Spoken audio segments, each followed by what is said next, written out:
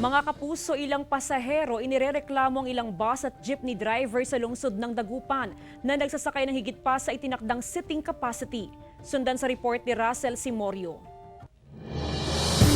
Ito ang reklamo ng isang commuter na tumanggi ng magpakilala. Hindi na raw nasusunod ang social distancing sa sinakyan niyang modernized jeep na biyaheng Dagupan City, Lingayen dahil sa dami ng pasahero. Nakuhanan din kamakailan ng isang netizen na punuan ng pasahero ng sinakyan niyang jeep. Sobra rin daw ang sinisingil na pamasahe. Lalo na siksikan, hindi mo alam kung pag uwi mo may dala ka ng COVID tapos yung pamilya mo makakawa na. Yung Fermetrix na lang ang sundin nila para maging fair naman sa atin kasi alam na hirap ng buhay. Batid ng Autopro Pangasinan ang reklamo ng ilang commuter.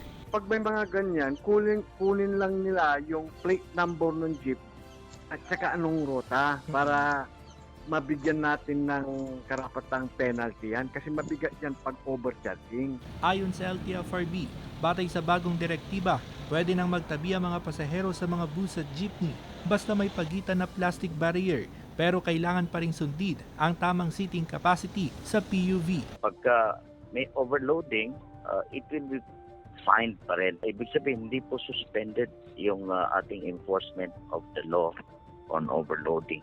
Kasama si Henry Domencil, Russell Simorio, Balitang Amyanan.